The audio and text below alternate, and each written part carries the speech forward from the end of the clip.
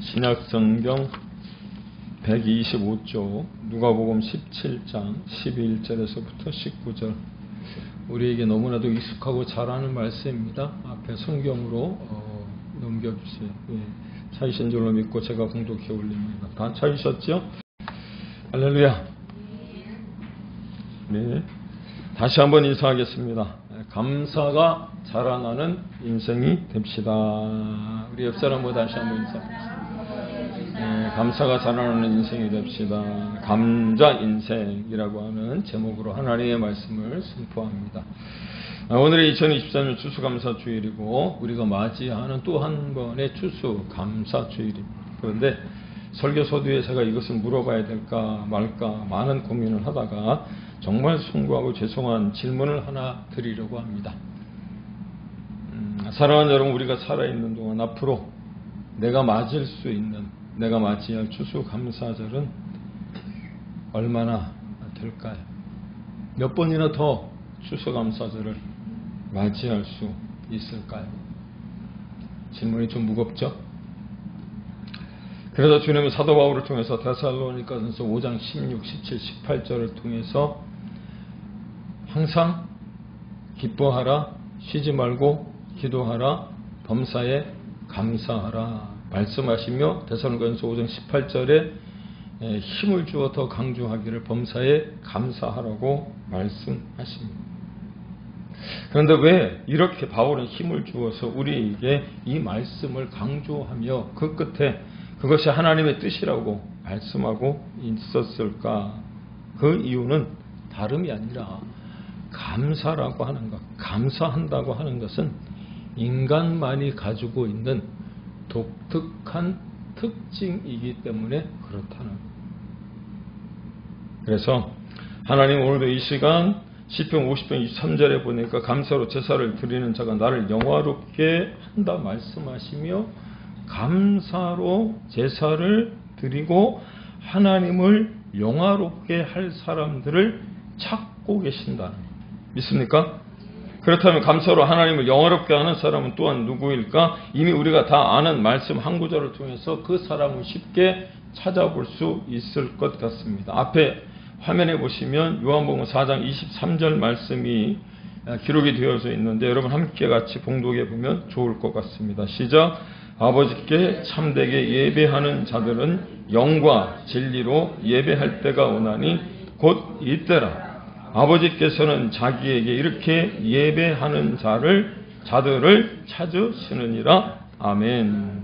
그런데 오늘 성경도 하나님은 사람을 찾으시는 이야기를 하고 계시더라고 하는 거예요. 하지만 오늘 본문에서 주님이 찾으시는 사람은 앞서 말씀드린 것처럼 감사로 제사를 드리는 자, 영과 진리로 예배하는 자를 찾으시는 것이 아니라 전혀 다른 사람들을 찾고 계시더라고 하는 겁니다. 함께 봉독했던 17절 말씀에 보시면 예수께서 대답하여 이르시되 10사람이 다 깨끗함을 받았는데 그 중에 9은 어디 있느냐라고 그렇게 물으시더라고 하는 거예요. 사랑하는 여러분, 이 본문을 우리가 너무나도 잘 알고 있지 않습니까? 그 9은 문둥병에서 10사람이 치료를 받고 나음을 얻었음에도 불구하고 한 사람은 사마리아 사람만 예수님께 돌아와 감사의 인사를 전했는데 나머지 9은 어디 갔느냐고. 그 9을 하나님이 찾고 계신다는 거예요. 왜 찾고 계셨을까요? 단적으로 말씀을 드리면 이 사람들은 어떤 사람이냐면 감사를 잊어버린 사람. 감사해야 하는데 감사를 놓친 사람들이라고 하는 거예요. 그렇다면 하나님은 오늘 이 시간도 그런 사람들을 찾고 계시는데 왜 그런 사람들을 찾을까? 찾으셔서 그들을 혼내주시려고, 그들을 나무라고 꾸짖으시려고.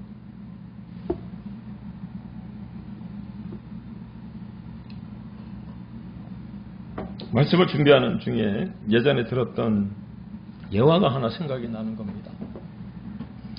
2차 세계대전이 끝나고 난 다음에 독일이 폐허가 되었습니다. 도심에 많은 건물들이 폐허가 되어지고 무너져 내린 가운데 요즘 우크라이나나 이스라엘에서 본 것처럼 아이들이 정말 힘든 어떤 지경에 놓인 거죠. 그때 그 아이들을 보면서 한 할아버지가 자신의 집에 아직 남아있던 밀가루로 빵을 구워서 주었던 겁니다. 근데 뭐 빵을 만드는 셰프가 아니었기 때문에 빵의 모양과 크기가 각각 달랐던 거죠. 그런데 아침에 빵을 가지러 오던 아이들 가운데 덩치가 있고 키가 큰 녀석들은 잘생기고 큰 빵을 골라가는 거예요. 몸집이 작은 아이들은 늘 작은 빵을 가져갈 수밖에 없었다는 거예요.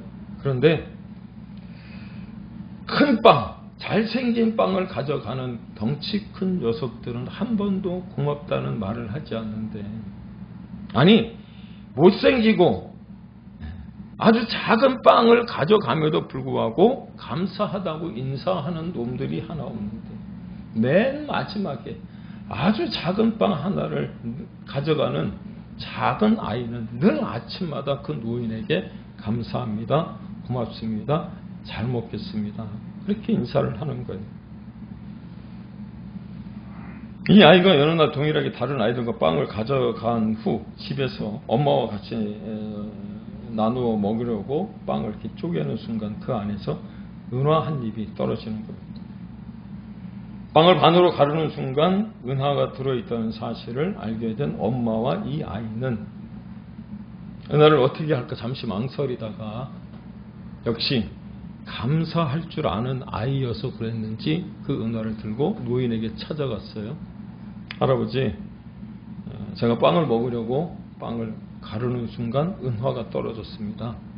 이 은화는 할아버지 것입니다, 이렇게 얘기를 했어요.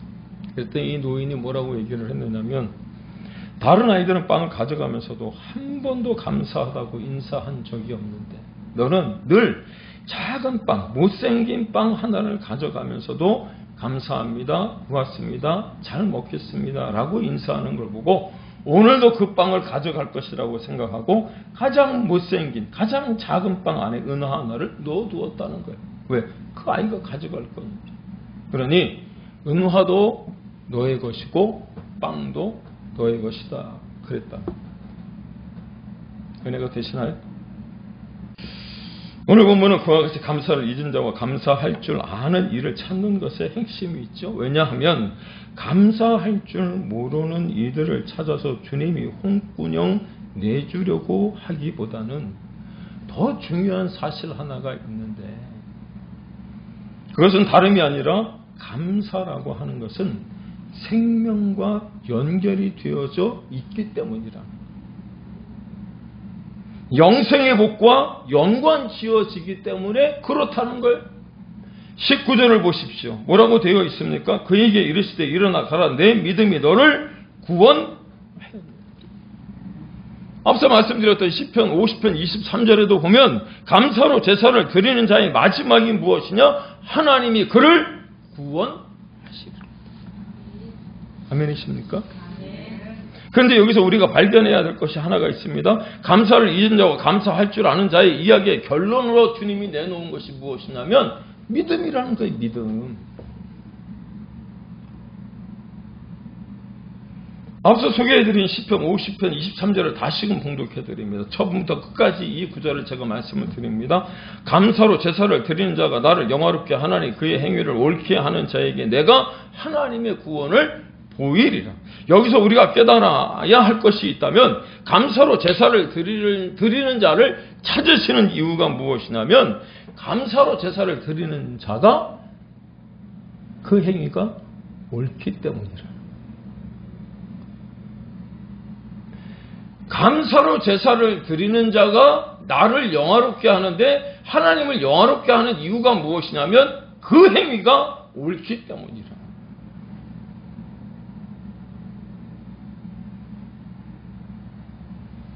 그래서 오늘 제가 여러분과 이 본문으로 은혜를 나누고자 하는 이유가 바로 여기에 있는 겁니다. 오늘 설교의 제목이 무엇이냐면 감자 인생입니다. 제가 막 지어낸 것이 아니고요. 부제로 이렇게 설명을, 부연을 해놨는데, 감사가 자라나는 인생 아닙니까? 근데 이 글자를 어디서 봤냐면, 제가 친한 목사님 교회에 방문을 드렸는데, 그 교회에 가까운 곳에 위치한 교회의 이름이 감자교회더라. 감자교회가 도대체 뭐야? 처음엔 피식하고 웃었는데, 그 밑에 부연 설명으로 감사가 자라는 교회라고 써있더라. 제가 설교 준비를 하면서 그 교회가 생각이 났습니다. 감사가 자라나는 인생. 사랑하는 여러분, 지난 18일 동안 여러분들이 감사 노트를 나누어 드렸고, 감사 노트를 적고 계셨으며, 또 다 적으신 줄로 믿습니다. 느끼신 점이 무엇입니까? 제가 저를 생각할 때, 저는 늘 감사하는 인생인 줄 그렇게 여겼습니다. 그런데 그 한 장 한 장 제가 기록을 해가면서 깨닫게 된 것은, 제가 제 스스로를 생각할 때 늘 감사하는 인생이었다라고 여겼던 그것이 교만이고 자만이고 오만이었음을 깨달았어요. 오히려 감사 노트 한 장 한 장을 넘겨가면서 알게 된 사실은, 왜 그렇게도 내 안에 불만이 많고 원망이 가득하며 분노만 남아있는지 한없이 부끄럽기 그지 없더라고 하는 겁니다. 그래서 제가 적은 문장 하나가 있는데, 이것을 여러분들에게 참 부끄럽기 그지 없지만 읽어드려야 되나 말아야 되나 잠깐 생각을 했습니다. 적었던 글 하나를 이렇게 여러분들에게 소개합니다. 당연한 것 하나 없음에도 불구하고 당연하다 여긴 것을 용서하여 주옵소서. 여러분들이 늦게까지 또 이렇게 예배 시간에 참석하는 것도 감사하고, 앞에 앉아서 저희 설교를 들어주는 것도 감사하고, 또 몇 분 되시지 않지만 함께 예배를 드리는 것도 감사하고, 생각해보면 당연한 것이 하나도 없음에도 불구하고 당연하다 이런 것을 용서하여 주시길 원합니다. 제가 지난 5월달 이후에 가만히 생각을 해보니까 덤으로 사는 인생이기에 오늘 하루도 하나님께 감사하더라. 여러분 동의하시나요? 이 말은 저뿐만 아니라 여기에 계신 모든 분들이 다 그렇게 생각이 들 것이다. 그렇게 생각이 되어집니다. 이렇게 기록을 하고 나니까 오늘 본문이 생각이 드는 거예요. 나병에서 고침을 받았음에도 불구하고 감사를 잃은 채 자기 갈 길로 돌아가 살 길을 찾은 9 가운데 한 사람이 바로 저이지 않을까. 그리고 그 9 가운데 하나가 바로 저라는 사실을 여러분에게 고백하고 싶었어요. 그런데 그 9 가운데 하나와도 같은 나를 하나님이 지금 찾고 계시는 이유가 무엇이냐면, 찾아서 징계하시고 채찍을 드시기 위함이 아니라 주님이 주신 영생 복락을 누릴 수 있게 하기 위함이라는 것을 깨달아 알게 되니까 얼마나 감사했는지.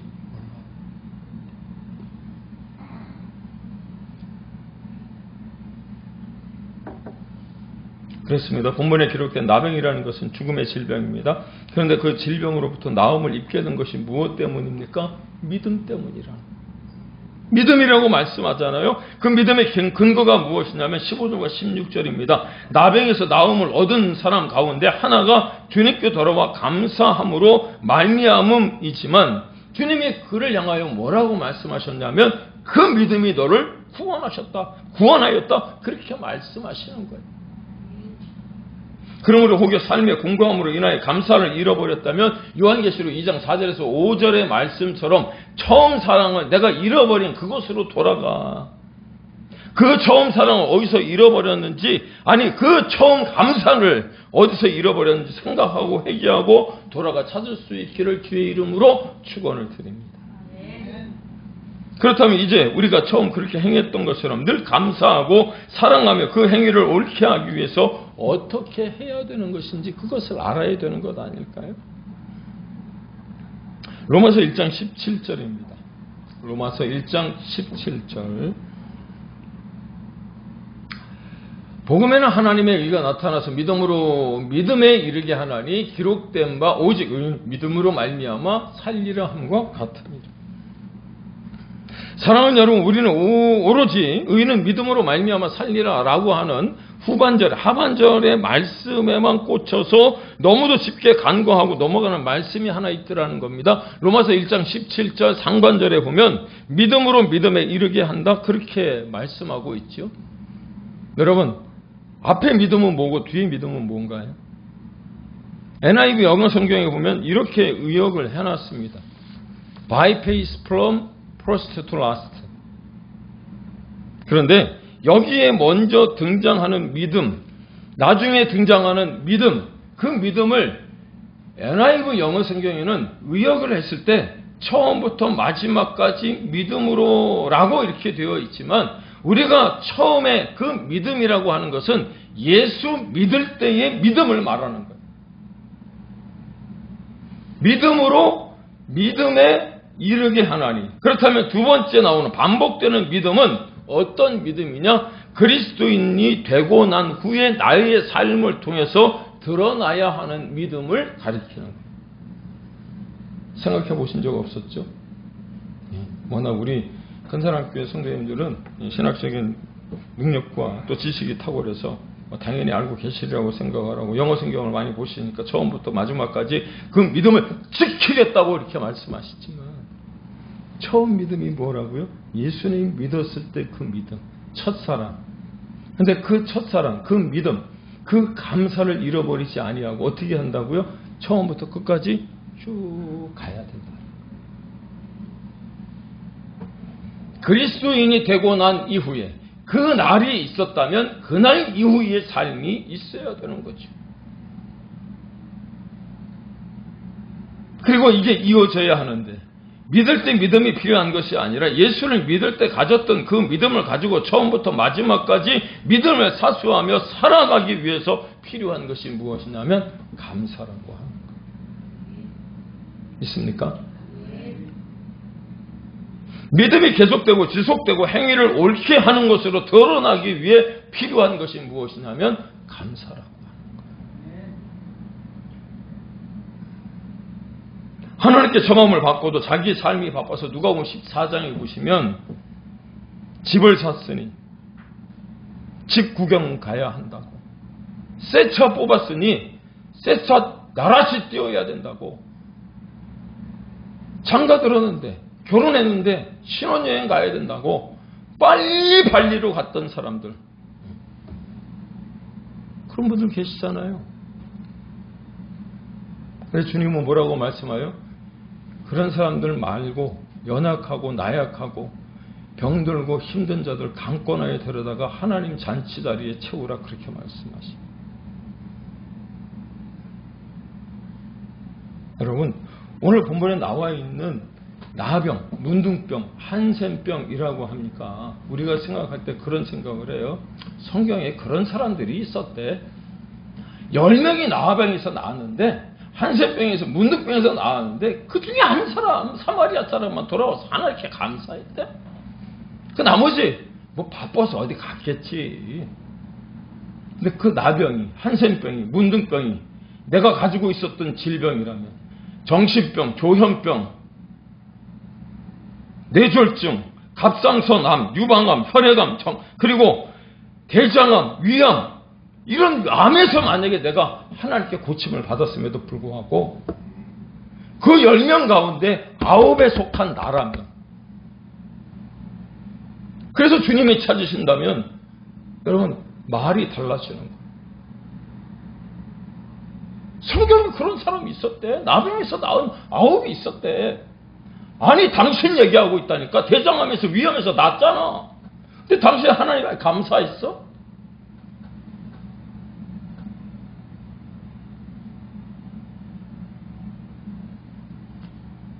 그런데 왜 이렇게 감사가 끊어지는 것일까? 그것은 다름이 아니라 믿음이 없었기 때문에. 그러므로 이 시간 다시금 기억하시기 바랍니다. 믿음이 없이는 하나님 기쁘시게 할 수 없는데 그 믿음이 무엇으로 드러나야 하느냐면 감사라는 거예요. 믿습니까?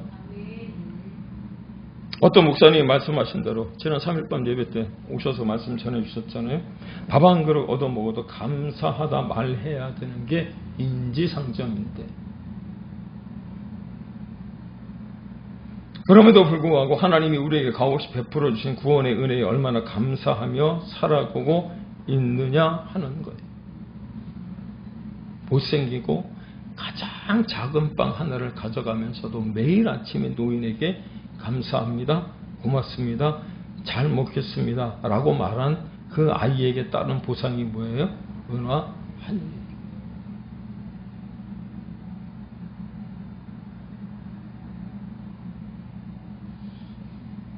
솔직히 잊고 살 때가 얼마나 많습니까?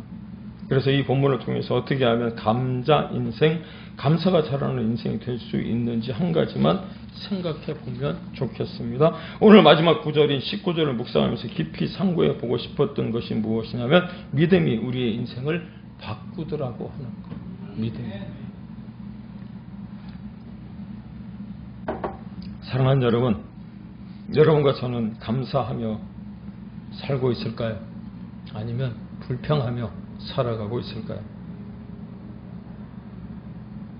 여러분과 저는 자녀에게 감사하다는 말을 자주 하고 살아가고 있나요? 아내는 남편에게 고맙다고 감사하다고 자주 말씀하십니까? 닭살스럽지만 아내가 출근할 때 저는 매일 아침에 이런저런 이야기를 하고 맨 마지막에 사랑해 라고 하는 글자를 늘 넣습니다.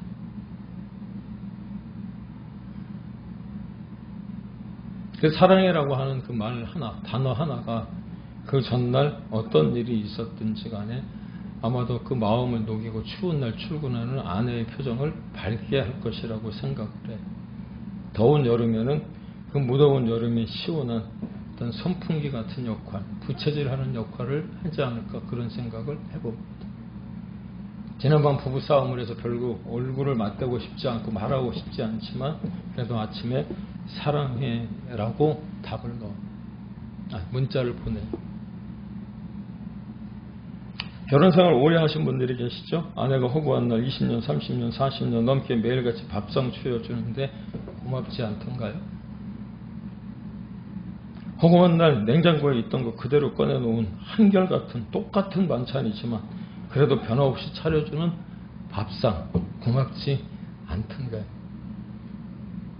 그래서 우리 옆사람 부부지간에 우리 감사합니다, 고맙습니다 한번 인사해 보면 좋을 것 같습니다. 옆사람 보고 한번 인사해 보세요. 매일같이 똑같은 반찬 차려주면도 감사합니다. 매일같이 밥상 차려주셔서 감사합니다.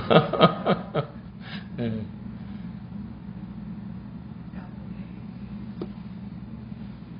말 안 해도 알지 뭐. 그러고 그냥 넘어가시나요? 아니요. 밥을 먹을 때도 그저 날마다 차리는 그 밥상이 무엇이 그렇게 대단할까 싶기도 하고, 수저 하나 얹어 놓았다고 여기며 감사를 너무 쉽게 잊어버리는데 그게 아니라는 거예요.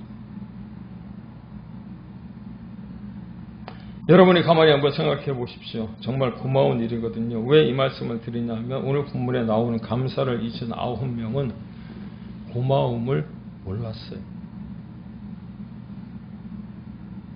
그렇지는 않았겠죠. 그래도 병에서 나았는데, 죽을 병에서 나았는데. 그런데 그들이 이렇게 생각하지 않았을까요? 말하지 않아도 뭐 다 알지 않을까? 말하지 않아도. 우리가 그 자리에서 병이 난 것도 아니다. 제사장에게 가는 그 도중에 그 병이 나았기 때문에 제 갈 길로, 제가 바빠서 내가 언젠가 오살리 기도원에 금식하려고 한 3일 금식을 작정하고 월요일 아침 일찍 한 10년 정도 전 일인 것 같습니다. 오살리 기도원에 들어갔는데 그날 아침에 제가 봤던 차 한 대를 지금도 잊지 못합니다. BMW 아니고요. 벤츠 아니고요. 뭐 값비싼 차 아니고요. 웨딩카입니다. 웨딩카 아시죠? 차에다가 오색실로 이렇게 장식을 하고 결혼식장에서 신혼 부부를 태우는 차. 이 월요일날 아침에 오살리 기도원에 이렇게 주차되어져 있는 걸 보고 그 3일 동안 금식하며 기도하는 그때 가장 은혜를 많이 받았던 것 같아요. 아마도 믿음의 자녀라면 주일날 결혼하지 않고 토요일날 결혼했을 텐데 뒤풀이 후에 호텔이나 모텔이나 여가에 가지 않고 그 오살리 기도원에 들어왔다라는 사실만 봐도 그 차가 거기에 왜 있었을까? 제가 이 말을 했더니 어떤 분이 거기서 결혼식 했나 보지 뭐 이렇게 얘기를 해요. 그래도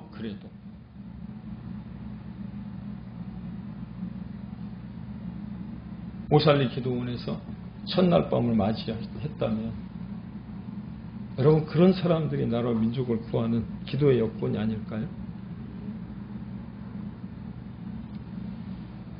말 안 해도 알지. 말 안 해도 알지요.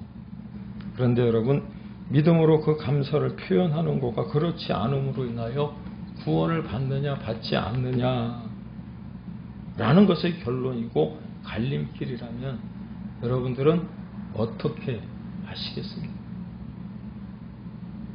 한 여인이 남편감을 찾기 위해서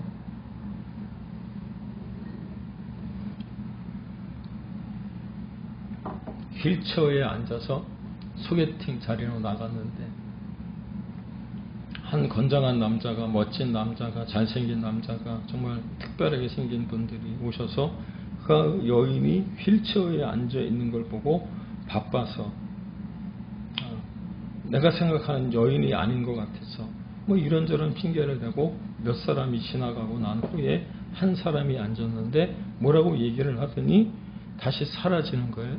그 남자 또한 갔나? 라고 생각을 했는데 그 남자는 그 여인이 좋아하는 커피와 베이글을 사갖고 돌아와 이야기를 하는 담소를 나누는 거. 나누기 시작하자마자 그 여자가 그 여인이 벌떡 휠체어에서 일어나면 나는 소아마비가 아니에요. 정말 영혼이 맑은 깨끗한 남자를 찾고 있었다.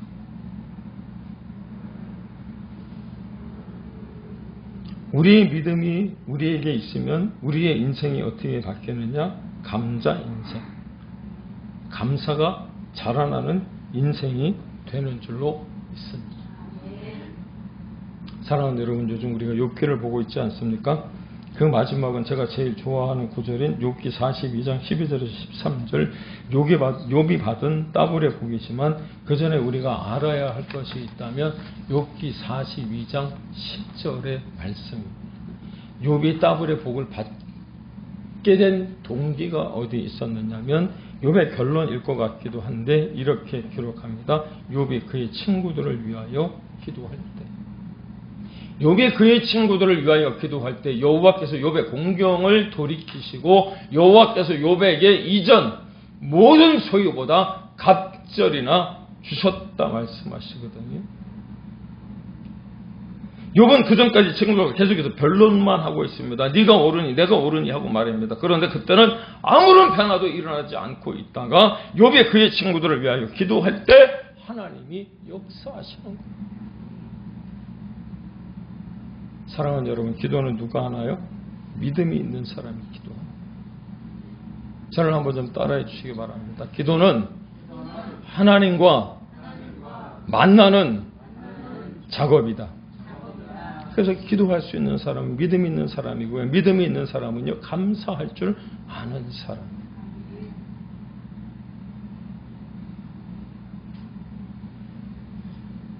결론입니다. 사랑하는 여러분, 우리의 감사가 하나님께 영광을 올려드리는 감사가 되려면 그럼 어떻게 해야 될까요?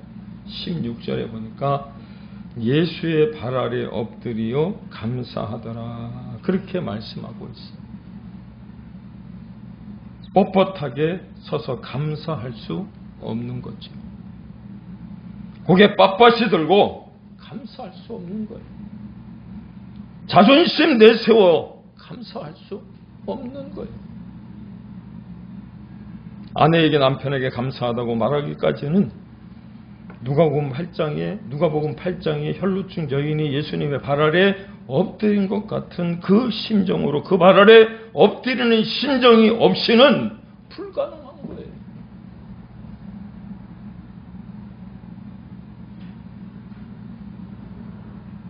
발 아래 엎드리는 심정 없이 그저 입술에 발린 말, 여러분 상대방이 모를까요? 그러므로 하나님을 우리가 생각하면 좋을 것 같습니다. 하나님께 우리는 얼마나 감사하는 게 많습니까? 그래서 감사하면 되죠. 고맙고 또 감사한데 굳이 표현까지라고 생각하시는 분들이 계십니다. 아니요. 우리에게 무슨 마음이 있어야 되느냐면 발 아래 엎드리는 심정이 있어야, 그 믿음의 사람이라면, 감사의 사람이라면 예수의 발 아래 엎드려 그분의 권위를 온전히 존중할 때 입술에 발린 감사가 아니라 진정 마음에서 우러나오는 감사를 하나님 앞에 드리게 되어진다.